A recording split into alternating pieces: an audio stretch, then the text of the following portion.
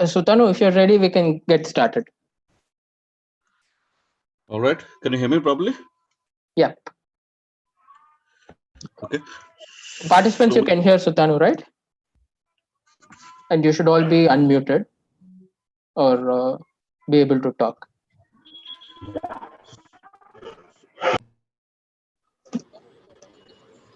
So Raju, we will do one question at a time, and followed one question followed by answer, self-correct, and the next question. That's the format, correct? Yes. Correct.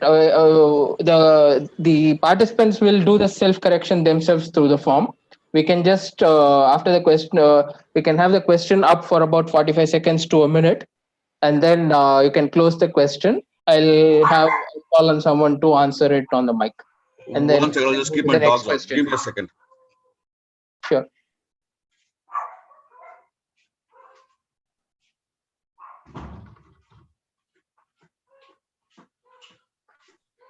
Sorry about that. All right. No problem. So start. Yeah, you can get started. Okay. So 20 questions. The first 4 questions and the last 4 questions are clubbed on one theme. So the first 4 questions are all on the social media forwards, since we live in the world of WhatsApp forwards and whatnot. So the next 4 questions are taken from there. So question number 1. You see a picture on your left, and you can read about this soccer player called David Dix from Arsenal, and that pun on his name, supposed transmission on or supposed telecast on that. But if actually it's the meme, you'll find out there was no Arsenal player called David Dix in the 90s. But if you'll realize that there was an Aussie football player, there was a professor in a university who was also named David Dix. But there's another Dix who's actually the youngest in the world to do something. What is this actual David Dix to? I've got a timer on for 60 seconds. I'm pressing the timer now.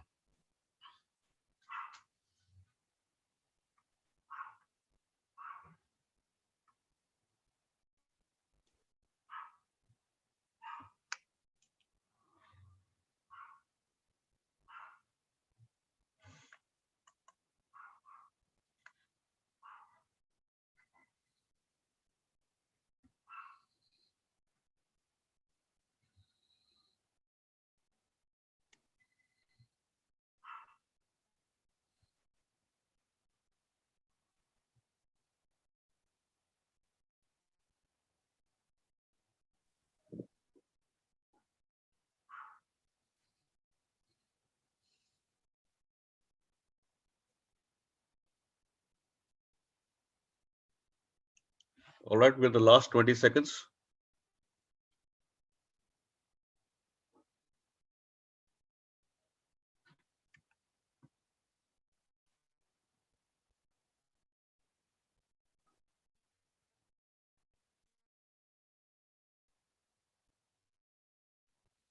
Okay, Ravi, I'm closing the question. You want to Sure. point out to somebody who wants to Yeah, answer? Vivek Rao, why don't you go ahead?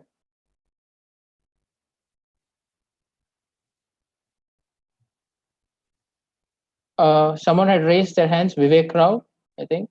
Yeah, sorry, I was talking on mute. Hi, Sutanu. Hi. Uh, yeah, I think David Dix was the youngest solo circumnavigator in a sailboat at that time. Wow, that's awesome. All right, so that's exactly what we just heard. This is the actual David Dix, and he was apparently the youngest person to sail nonstop solo around the world. So moving on to the second question. You see another meme, straightforward, just explain this photograph. You obviously don't write a long story. We're just looking some basic that who is this person and why are there two different shoes and stuff like that. I'm starting the timer.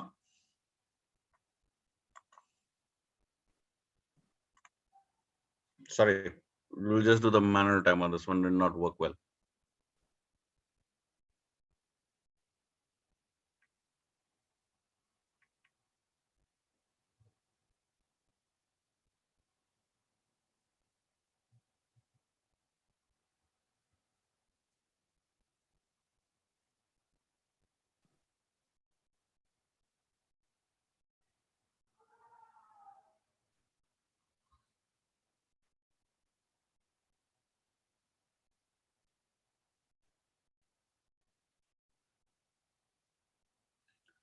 The last 10 seconds.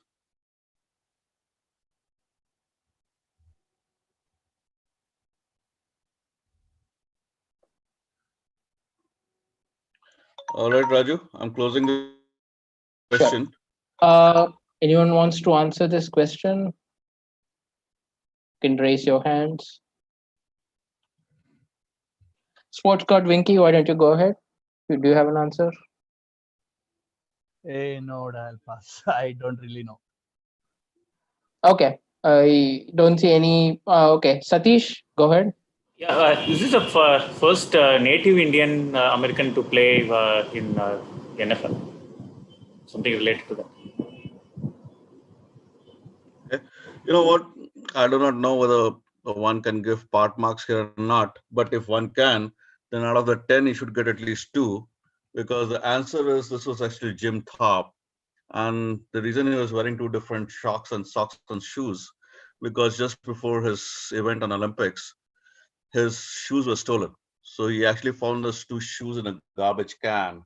And this is a snap that went viral some few months back, and that's the reason it's there in this set.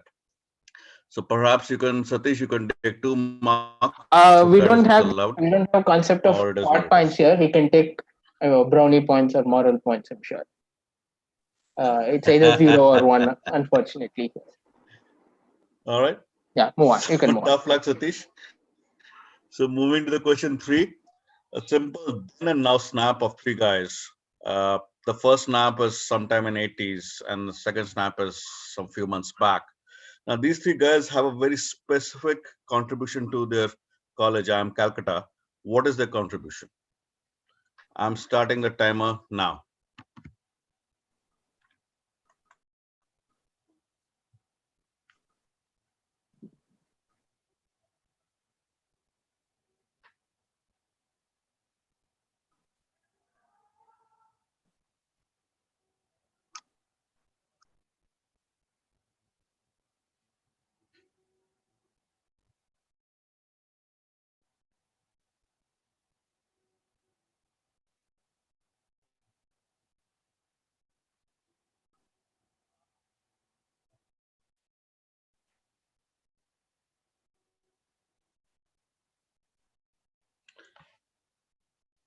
This might be a little bit of an incestuous WhatsApp forward, but you may appreciate the answer. The last 5 seconds.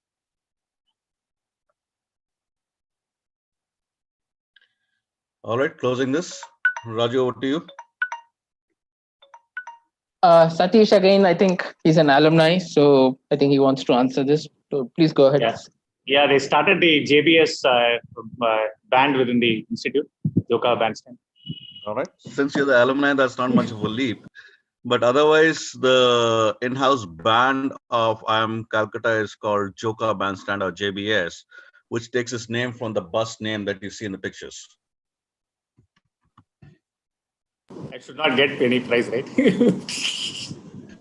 I don't know what's the scenario now. I think they've combined both the Western music, which was JBS, and the light music, which is Baro C.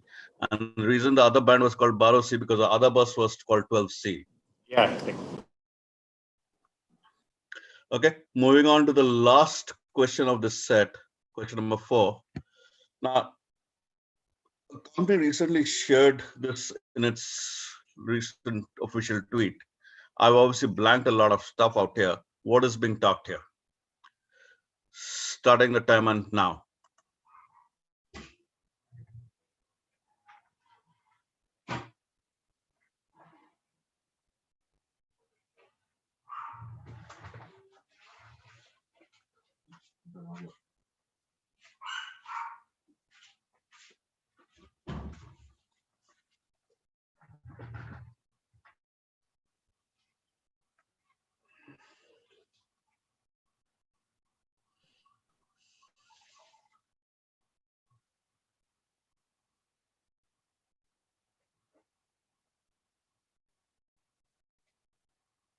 Last few seconds left.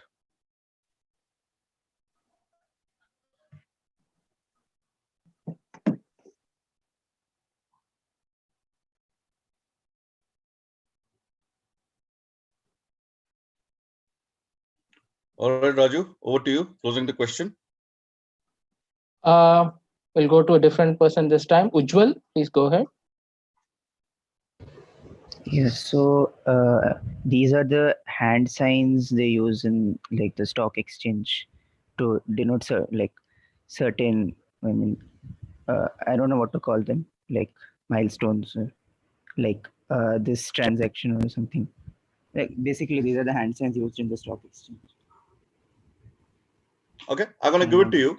Yeah. This is specifically to the BSc, not the NSC. And the descriptions now, what they mean. So before the electronic trading, you have the jobbers on the floor, and the floor was essentially pretty raucous and a pretty loud place, which is the reason that you have a whole bunch of hand signals, some of which you see in the screen. Incidentally, BSC's tagline is the world's fastest exchange with a speed of 5 microseconds. I do not know what NSC is gonna, how will NSC react to that though. All right, moving to question 5. Now, for question number 16 is all general stuff. Lots of text, but net, there's a place called X, which, if you know old Latin, you used to call it Caledonia. But the X actually very likely is named after a Greek word, basilica, hinting its religious roots. Now, sometime in mid-late 18th century, X became strongly associated with an industry of which a very particular product actually had its origins in Kashmir. Even though this product was made in other places, but X really made this product, or rather, how the way the X made it became very popular, and that's how this product is also named X. Now, in 1840s, there was economic slump, and to help the economy of the town and of the area in general, the elected head of the country asked the monarch of the country to support this product and popularize it. This really helped increasing the mass appeal of the product, and that actually sort of established the word X specific to this kind of a product to the extent to the extent that we know now. So, what is X? Just it's a one-word answer. It's a name of a place. It's also a name of a product, which has some kind of origin with something with Kashmir and rest of the stuff that you can read. Starting the timer now.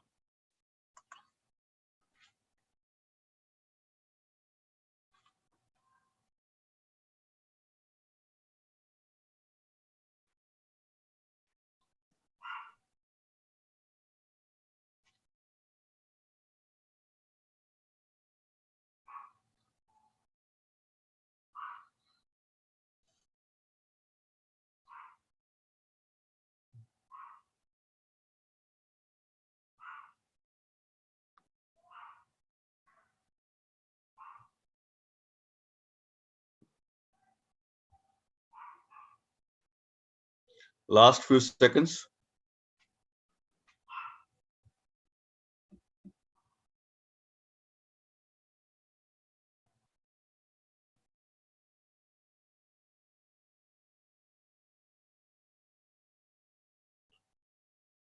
Over to you, Raju, and closing the question. Sure. Jayashree, please go ahead. This is a paisley shawl.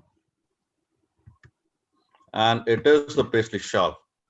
And you see this lovely lady wearing the paisley one. This kind of shawl was originally from Kashmir, but paisley, the town in Scotland, really got associated with this kind of a product. And Robert Peel was a prime minister who had asked Queen Victoria to promote paisley shawls. And you'll see actually a lot of lithographs of that era when which Queen Victoria wearing paisley shawls, which really got paisley into the mass consciousness of the Victorian England. That's a great answer. Moving on to the next question. You see a cover of a book. It's a gourmet recipe book by Gayatri Devi. Now, what Gayatri Devi did, she really used to interact with the whole range of people, from Kashmiris to South Indians to Parsis and a lot of other folks. And from our interaction, she actually picked up recipes, which is what she sort of collated in this book. Now, there's one specific recipe, which is a more popular South Indian snack. It's more of I think, a Malayalam snack than a Tamil snack. And I do not want to mispronounce it. You can read it out there. But this particular recipe, the snack was contributed by the wife of the editor of the Swatantra Party's newsletter. Now, Gayatri Devi actually was a part of the Swatantra Party, and that's the reason she knew this couple. So who is this lady who actually contributed the recipe for the snack? I am starting the timer now.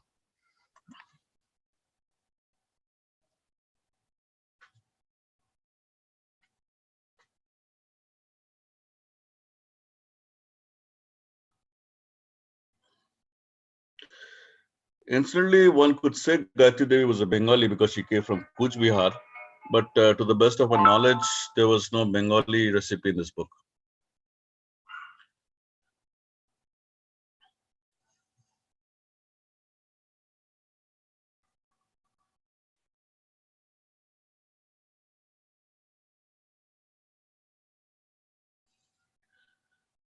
The last few seconds.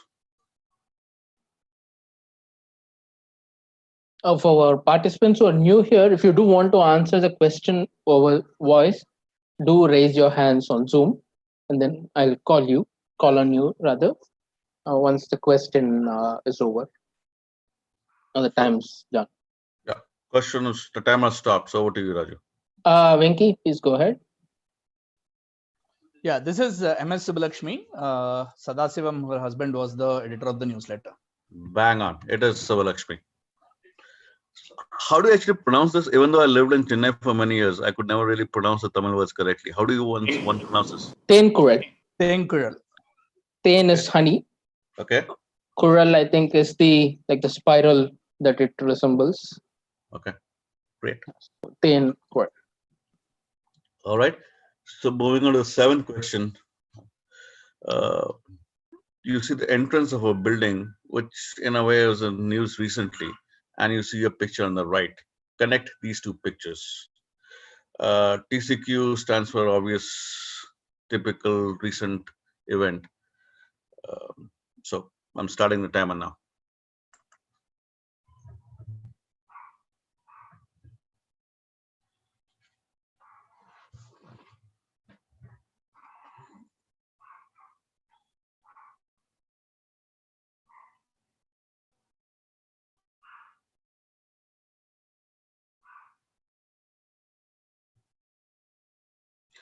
The picture on the right, there are obviously some parts of the picture which I've whitened it, or so you don't see the whole thing.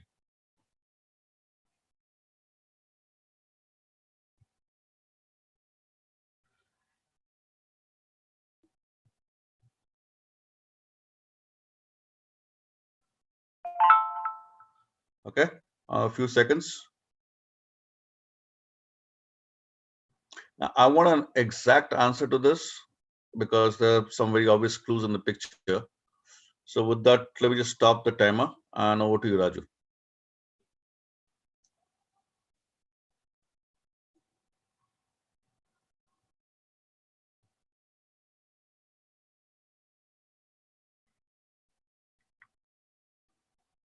Raju?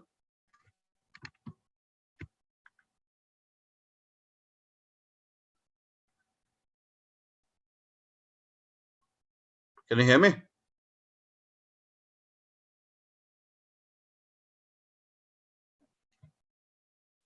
Sutanu, I'm sorry, I was on mute. I don't see anyone raising their hands yet. Okay, Srinath, please go ahead. These are the Penrose tiles, I believe, in connection with the Nobel Prize winner, Sir Roger Penrose. Okay. So, and how does it connect with the other picture? I don't know. Looks like, is that Newton? I don't know. Okay. So you're right in the sense it is the Penrose tiles that you see, and this building, the entrance of this building is actually in Cambridge. It is the Institute of Mathematics in Cambridge, and it is actually named after Andrew Wiles. Andrew Wiles solved very famously the Fermat's last theorem. And the picture that you see on the right is actually Daphne's Arithmetica, in which Fermat had supposedly scribbled the solution, and or rather he said that he knows the solution to the theorem. So rather convoluted connect, but that's what it is. Moving on to the next question, question number 8. So this lady's first name is Stella. In early 60s, she got a job in the Indian Office Library in London. She got married to a diplomat and got posted in Delhi. In Delhi, she got introduced to a new professional career, and she actually stayed in that career for till retirement. And after her long career, she wrote some books. She actually has some very unique firsts in her name. But how is she supposedly immortalized? Now, by most of the people, it is not supposedly she is immortalized in a particular way, but it's never been officially confirmed. So I'm starting the timer now.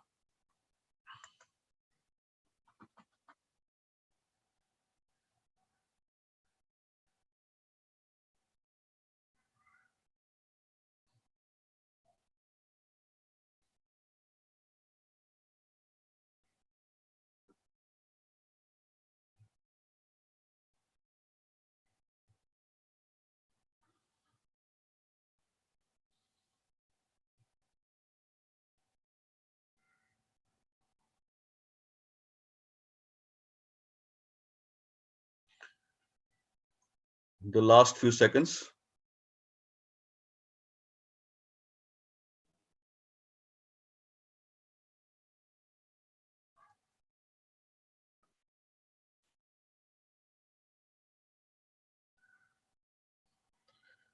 All right, closing the question. Over to you, Raju.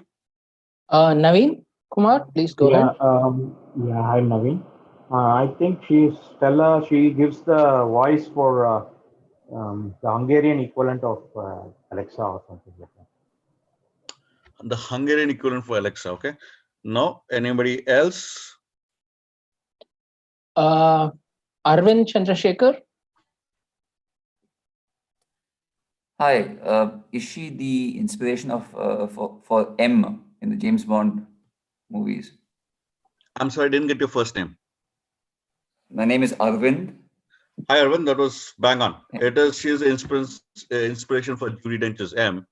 So in Delhi, she was actually drafted in MI5. So she was a board housewife in the British High Commission, and she sort of took a job as a typist to one guy who was actually in MI5, and she was pretty bright, and that's how she got recruited in MI5. So she was not only the first lady head of MI5, but she's also the first head of MI5, which was officially confirmed by the British government that yes, this person is the head of MI5. She wrote a bunch of pretty popular books, and of course, Judi Dench's M is supposedly based on her. Great answer. Moving on to question number 9. Now, you see the first picture. Now, this is a 12th century parchment book, whatever you want to call it. And what is there in this particular parchment is sort of blown out in the picture, which is on the on the right. Now, you'll see in the second picture the two words which are bold in black and two words which are bold in red. And this text in its variation is pretty relevant to a certain group of people. And this if you translate this text, it actually invokes 4 divinities. The first divinity is actually the father of the second and the grandfather of the last two. But the last 2 divinities are the origin of 2 common English words. So I'm looking for those 2 common English words, which actually originates from those 2 words which are put in red bold on the second picture. So starting the timer now.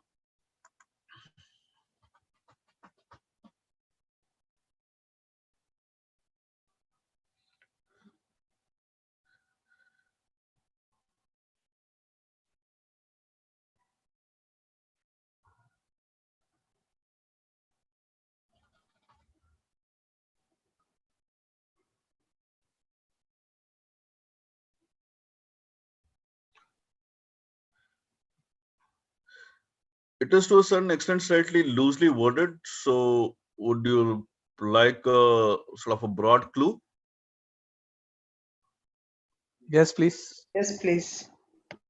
Well, like all clues, this is going to be a pretty vague clue. So the second picture is actually in the text is in Greek.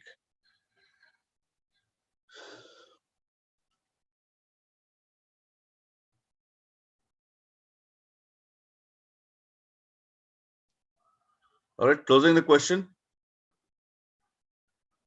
Raju, over to you. Just a second. Uh, Again, I have only one person raising their hands. Ujjwal, please go ahead. Okay, I'm not sure about the complete answer, but the second red word, Panakeyan, I think Panacea comes from that. And the first one is Ugeyan. I'm guessing ego or something similar. So what's a funda? What is this text? Like this pertains to a certain medical like group of doctors because it refers to Asclepius and Apollonius. But I'll guess it pertains to the group of like doctors, medical practitioners.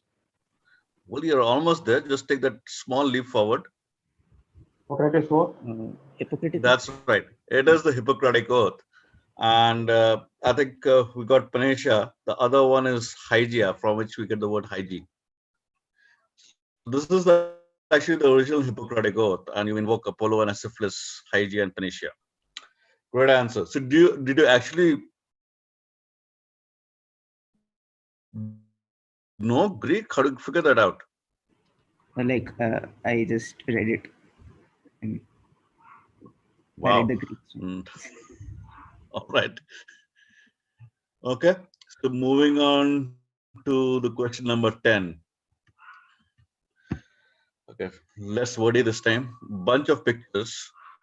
Uh, you see posters of two movies, and then you see two pictures. All those arrows actually are there for a purpose. And then you see a black and white picture for gentleman in the bottom, which is leading to X. So you have to identify X and give the funda. Starting the timer now.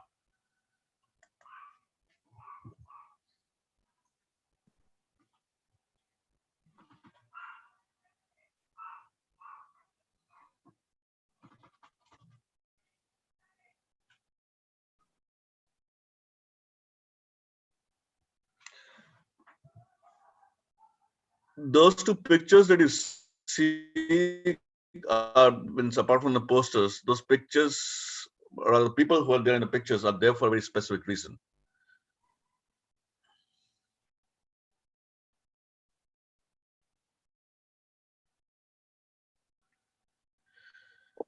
Okay, the last few seconds.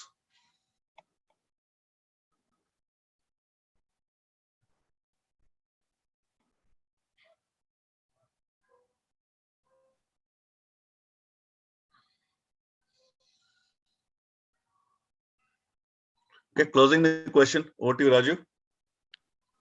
Naveen Kumar.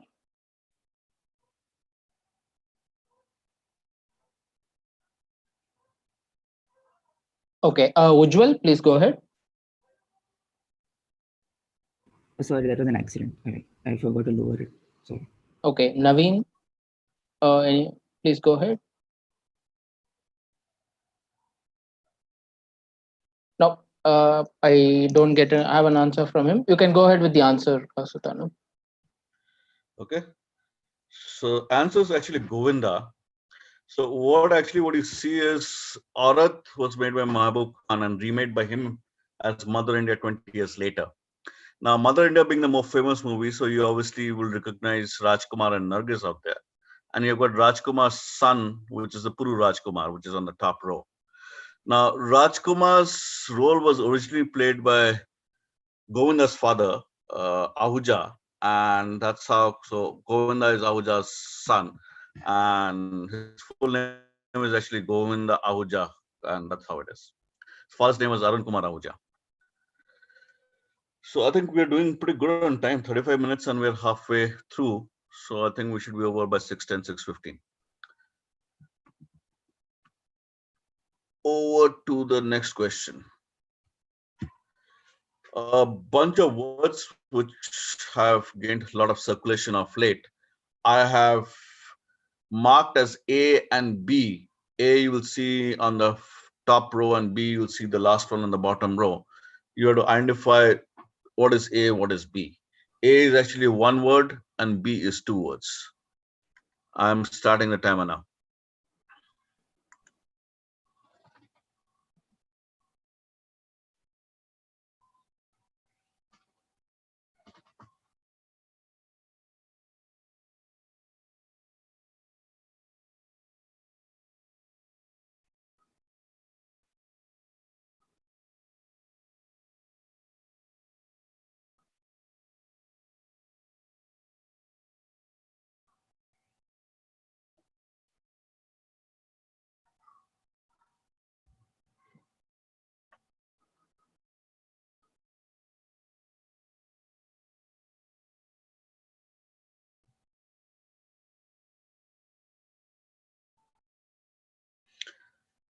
Last few seconds.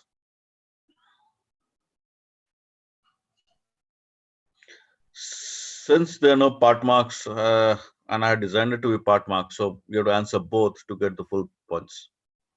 If you have multiple parts, you can have multiple people or ask multiple people to answer it if someone is knows the answer rather. Okay, anyone? Anyone wants to answer this question?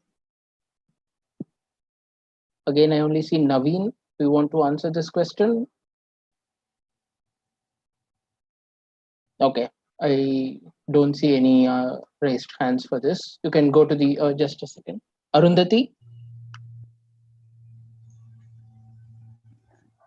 Is the first one COVID yet by any chance? Actually, COVID is the one on the left that's already given there. Oh, okay, sorry. Yeah, right. Okay. Anyway, good try. Let me move to the answer. The first one is actually mask hole. So that's for all the folks who actually wear a mask but don't wear it properly.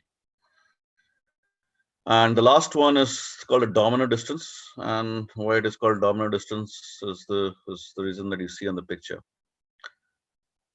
All right. Moving on to the next question.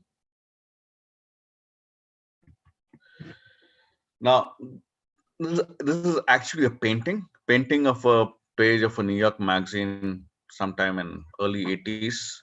So what is the contribution to this painting to the popular culture, at least from 1980s onwards?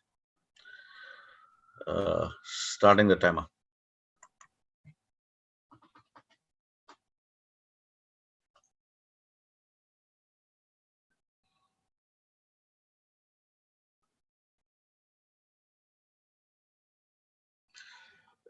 I have masked the top half of this painting.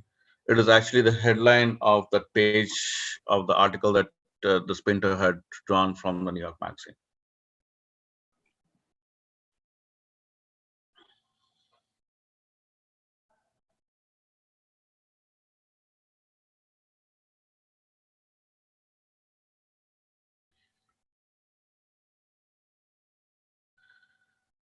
The last few seconds.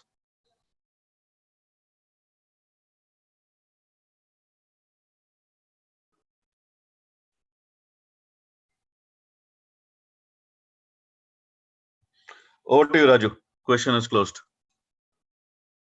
Again, I have Arundhati raising her hands. Oh no. Okay. Sorry, mistake. Okay. Anyone else wants to answer this? I don't see any hands. You can go to the answer, Sutanu.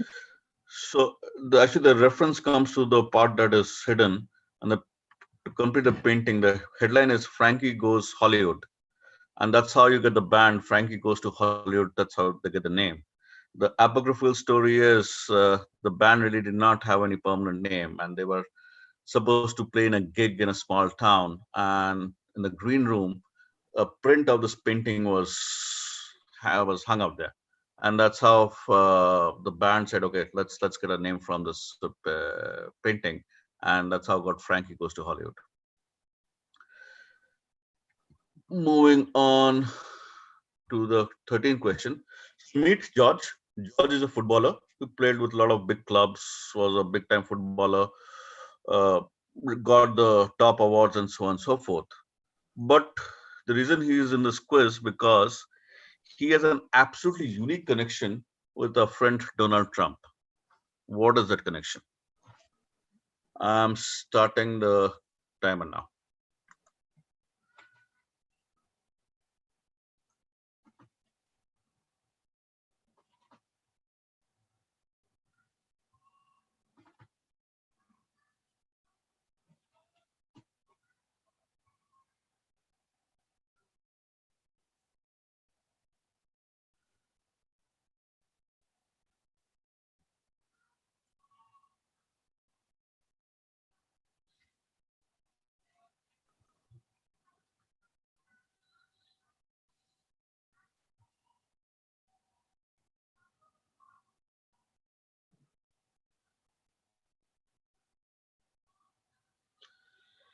The last 5 seconds.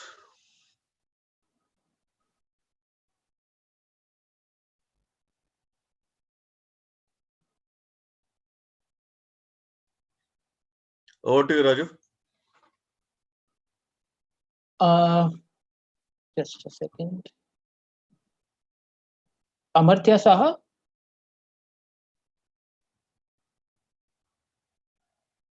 Amartya, you're on mute. Okay. He hasn't answered. Udbhav, can you go ahead? Okay, this is just a guess. Is it that these two they won their first election and became president of the country? Well, without saying you're right or wrong, but there are many people who won the elections and become the presidents of the country, No, right? like first ever political election, like their respective. I'll pass. I'll pass. But good attempt. Anybody else? Okay. So this gentleman is actually called George Weah, and he is obviously extremely accomplished footballer. And just as we heard right now, he was also a politician.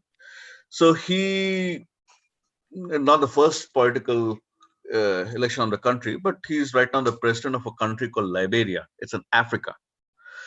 The reason that he has this very unique connection with Trump, because Trump, as the president of the United States, lives in a city called Washington, which is named after a US president. Similarly, Mr. Weah, as the president of Liberia, lives in the capital called Monrovia, which is the only other capital country in the world which is named after the US president, in this case, James Monroe. So that's a unique connection that I was looking at.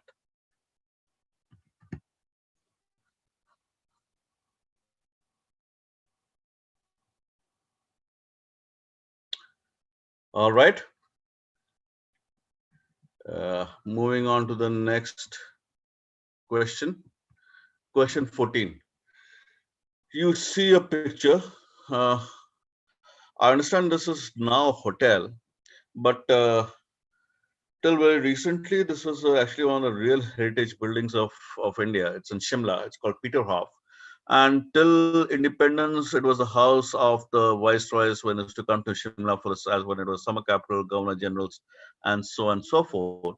And after partition, it was a seat of the Punjab High Court before the trifabrication of Punjab into Punjab, Haryana, and Himachal. And once Himachal got its own independent statehood, it became the Raj Bhavan till 1981 when it got burnt down.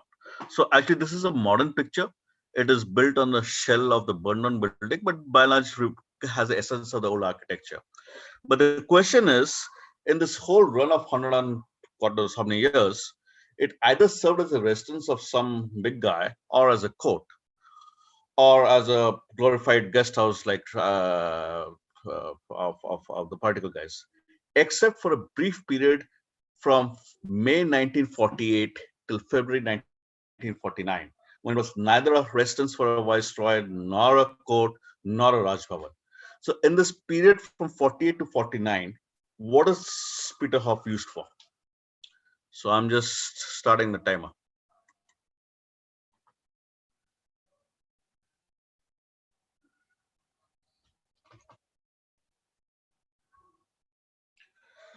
So if you actually been to Shimla, so you will know that there's this main road called Mall Road. So for the residents of Shimla, it's the city is actually an arc of the valley. So this building is actually one end of what of Mall Road. Uh, that's actually a fabulous building.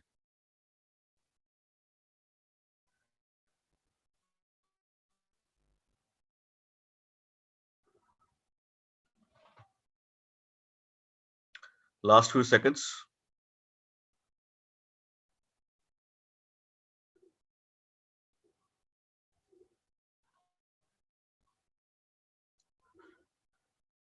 Over to you, Raju. Question is closed.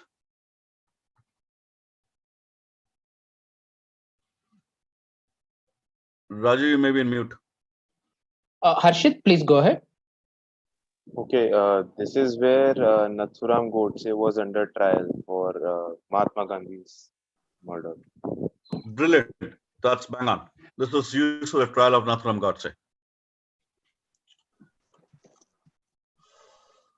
Moving on to question number 15. I think this is an old chestnut. So you see a panel of a particular asterisk story, and you'll see a rather morose looking rabbit on the bottom left of the panel. I've circled it out there. So why is this rabbit so unhappy in this particular panel? I'm starting the timer now.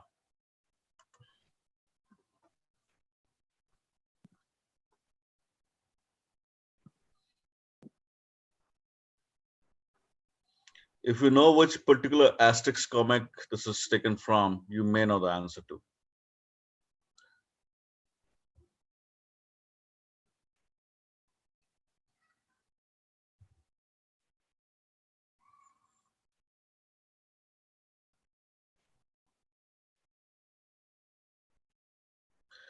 Incidentally, I've always noticed this last panel of Asterix comics for this feast. 9 times out of 10, it is always on the full moon night.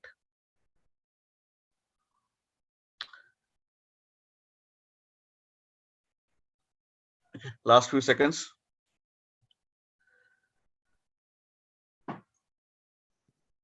Question closed. Over to you, Raju. Vivek Rao, do you want to answer? Yeah, this is Asterix in Belgium, and this was when Goscinny had died, and the rabbit is actually paying tribute to Goscinny's death, who died during the creation of this comic.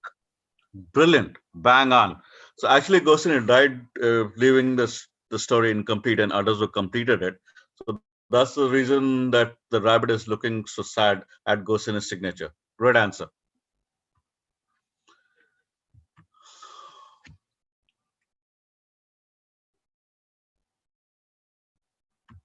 Okay.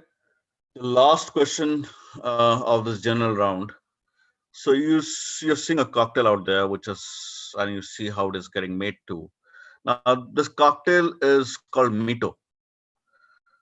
So why is this cocktail called Mito? I'm starting the timer.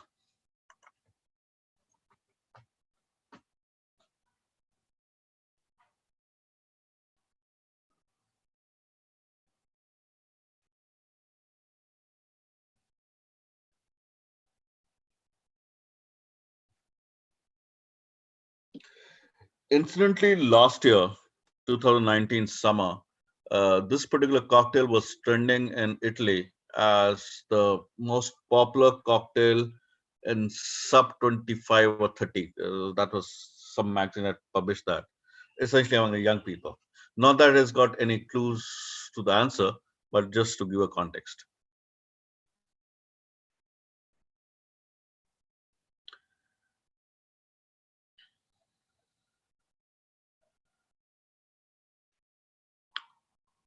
Over to you, Raju.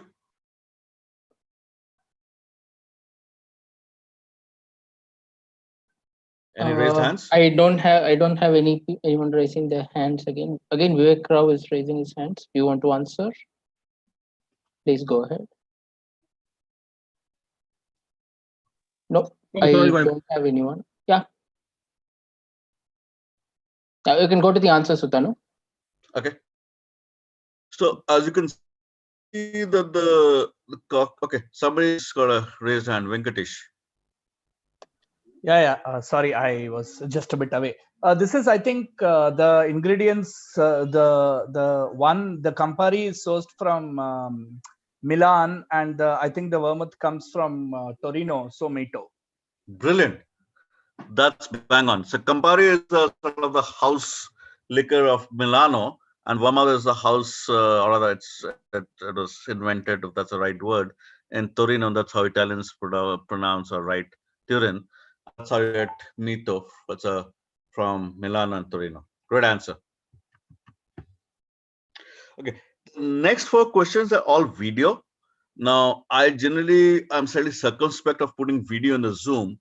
So what I've done is I've also put a still of the video in one corner of the picture. So you will see that still there and also the video playing. So one of other you will see what is being shown. The still is pretty self-explanatory on what the questions are. The next 4 questions all essentially you identify the location from which this particular scenes are shot. So the first one is starting now.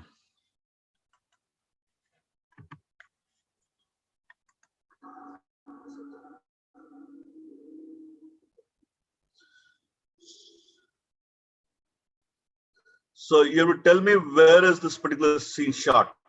Now, if you see the whole clip, there are actually two places. So you have to give the names of both.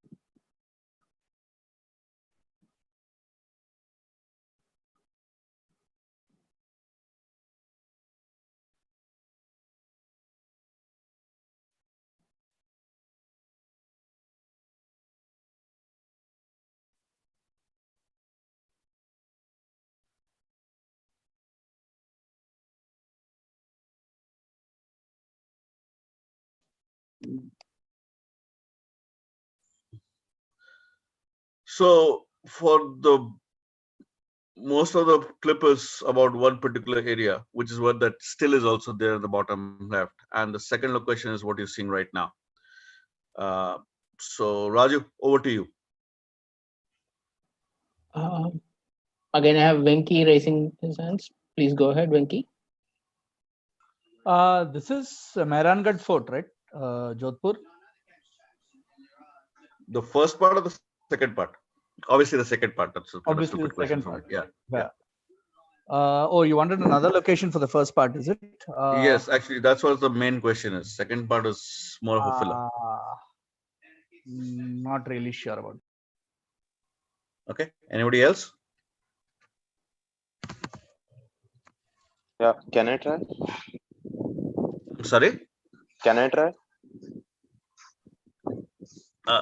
Yeah, please go ahead. Please go ahead. Yeah, it's a step well, Chand Bauri. You know what? It is obviously a step well, but it is the Chandbari, and I was looking for the place, Abhineri. But you're right. Chandbari should get you the points, and it is at Mahengarh Fort in Jodhpur. Nice answer. So moving to the next question, again, you have to give the location of this clip.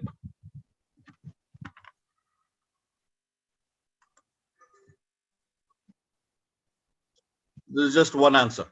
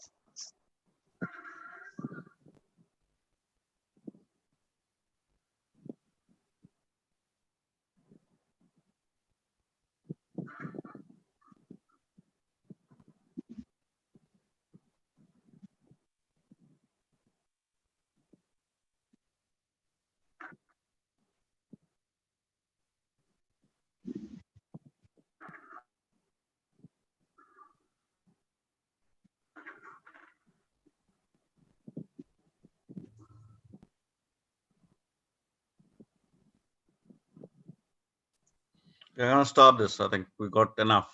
Over to you, Raju. Satish, please go ahead.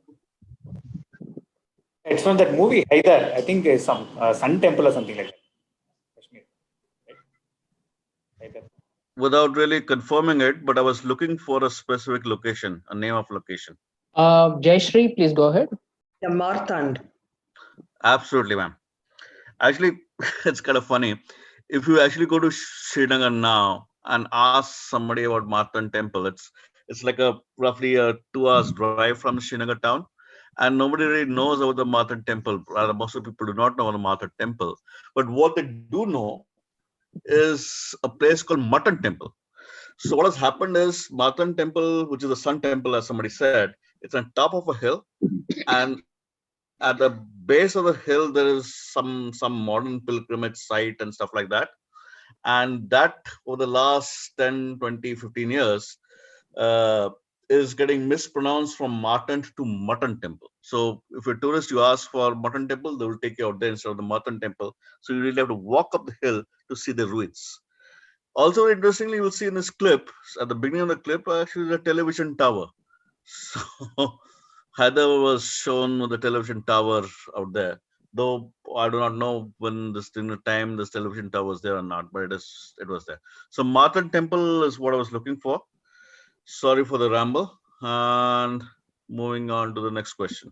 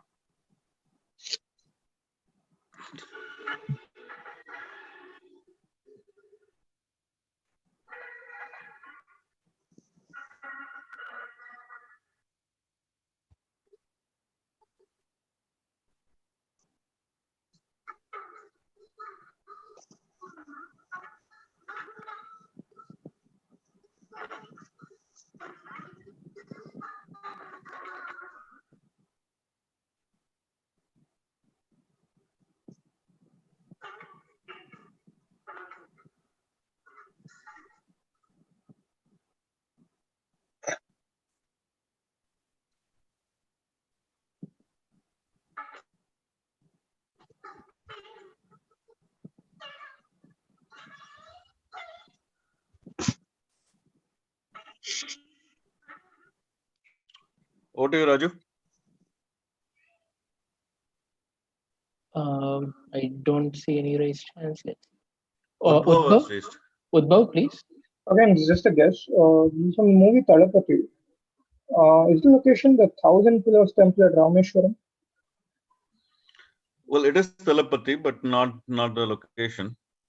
Incidentally, this is also Rajnikant's fetish of Kurosawa movies coming across. So you'll see this piece where he's like some Japanese samurai.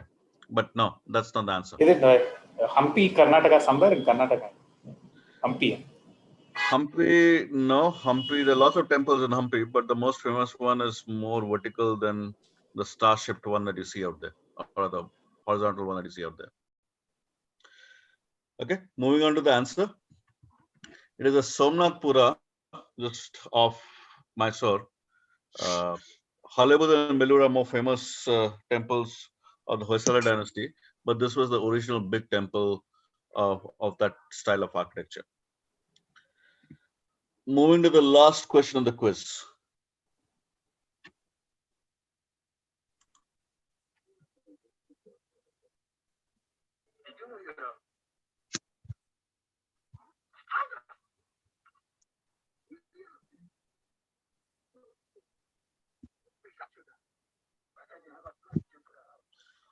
I would need a very specific answer, not the general name of a country kind of a thing.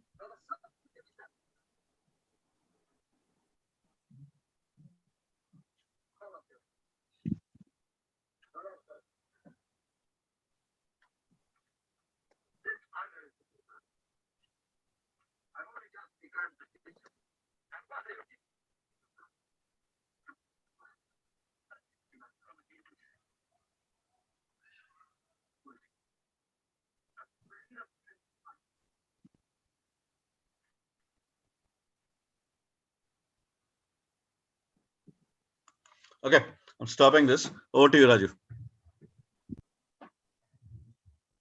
Ujjwal? Okay, this is just a guess. Is this Ruwal Khal, the empty quarter? Can you spell that out, please? RUHALKHAL. Like the English translation is the empty quarter. No, not really. Okay. Vivek Rao, you've raised your hands. Do you want to answer? This is the Wadi Rum in Jordan. Absolutely, that is the Wadi Rum in Jordan. So if you see this long clip, you'll see the aerial shots and whatnot. Supposed to be the most visited tourist spot in Jordan. All right. So Raju, that's my set of 20. So this is a pretty quick work. Yeah, thank you very much, Sutanu, and thanks to all the participants. We'll have we'll have the next QF1 in 2 weeks. We'll keep you posted on our various channels. If any of you are interested in hosting a QFI a quiz, a team quiz, or a solo quiz like this, do get in touch with me or anyone else at QFI, and we'll work with you to put you on the schedule. So thanks to everyone for attending the quiz. Bye. Thanks, Thank you, Sutanu. Thank you. Thank you. Thank you, Sutanu. Thanks. Thank you. Thank you.